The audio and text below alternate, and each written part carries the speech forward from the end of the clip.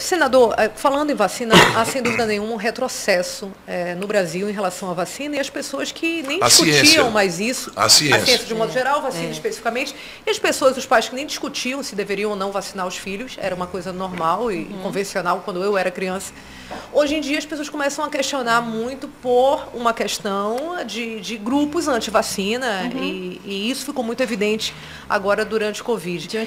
Eu estou um pouco assim agoniada com o tempo, né? Porque já falta pouco tempo para a gente terminar e a gente não tem como não falar de CPI de Covid, onde o senhor acabou sendo um dos protagonistas, se não o grande protagonista como presidente da CPI.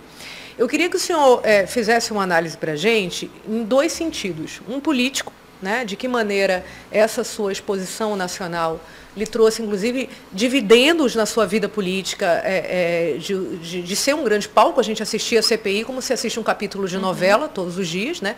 E aconteceu esse fenômeno de ter mais, inclusive, a TV Senado, mais audiência que muitas TVs abertas. E a questão técnica mesmo, né? Os avanços que a CPI pôde levar. Então, eu queria uma autoanálise da sua questão política em relação à CPI e da CPI como um todo em relação às discussões nacionais da pandemia. Bem, veja bem, a CPI ela começa com o objetivo de investigar algumas questões e ela se aprofunda em outras, que não estava na nossa mira, mas que apareceu lá na hora. Por exemplo, o Fábio Van Garten, que anda com o presidente Bolsonaro, foi agora lá para o enterro que era o ministro das comunicações dele, que era secretário. Enterro da rainha, né? Isso. Ele leva um documento que nós não tínhamos e dá na mão do Randolph. E lá a Pfizer está dizendo que tinha encaminhado há meses atrás, dizendo que tinha vacina e ninguém respondeu. 81 e-mails. Por isso que ele entrou em contato, você está me entendendo? Né? Ele que foi intermediar, por isso que ele foi convocado. E quiseram prendê-lo, eu não deixei, porque eu falei, não, o cara vem aqui, dá uma informação tão boa, tão importante como essa. E sai preso, né? Sai preso e não tem. Ninguém vai querer vir aqui e falar nada. Né? Então ele nos deu uma informação que mostrava o descaso do governo federal na compra da vacina. E era o descaso. O presidente recebeu, o vice-presidente recebeu, o Braga Neto, que é candidato a vice, recebeu, que era o coordenador do coisa.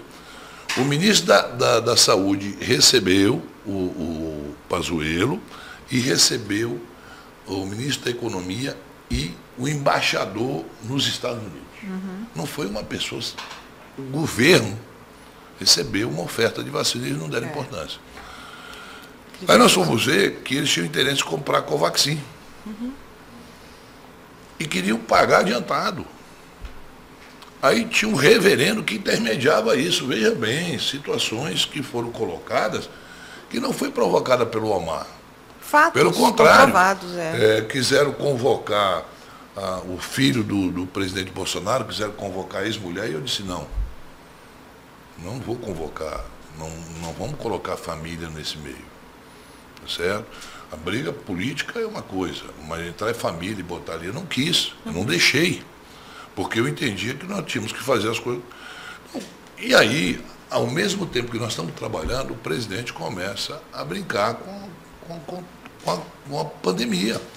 Não fui eu que imitei uma pessoa sem oxigênio, que tinha acontecido aqui com os amazonenses. Não fui eu que mandei as pessoas comprar vacina com a mãe. Não fui eu que disse que isso era uma brincadeirinha, uma doencinha, que ele era um atleta, não sei o que e tal, mas depois comeu um camarão, quase morre, você está me entendendo? E que não era coveiro, né? Tem essa aí parte do coveiro. Não fui eu também que criei o maior crime que foi cometido, que a gente não tem como mensurar a quantidade de pessoas que morreram por causa disso. A imunização de rebanho, foi ele que criou, e vai ser responsabilidade por isso, Daniel. Isso é uma questão de tempo. Não adianta o Aras e a Lindora fazer aquela brincadeira de arquivar a investigação. Não. Mandaram arquivar a investigação. Não permitiram que se investigasse. Surreal. Tá bom? É surreal. O Aras está de brincadeira, a Lindora. Aí você diz, pô, mas tu está falando isso. Estou falando, sabe por quê? Porque eu não tenho medo de nada. As pessoas achavam que eu estava, olha, o Omar não vai querer fazer, porque não sei. Se eu tivesse medo, se eu tivesse culpa de alguma coisa, eu não estaria aqui falando isso, de peito aberto. Então, a Polícia Federal foi proibida pela PGR, em nome e sobrenome dos dois, Lindora e Aras, de investigar. Quantas pessoas morreram?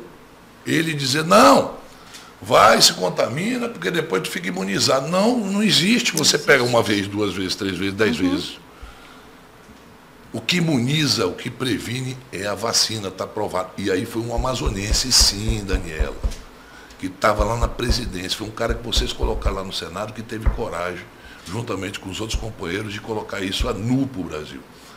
E se a audiência da CNN cresceu por causa da CPI, foi, da Globo News, foi a CPI, porque eles passavam 24 horas no ar. Se a gente passasse 12 horas lá, era 12 horas ao vivo.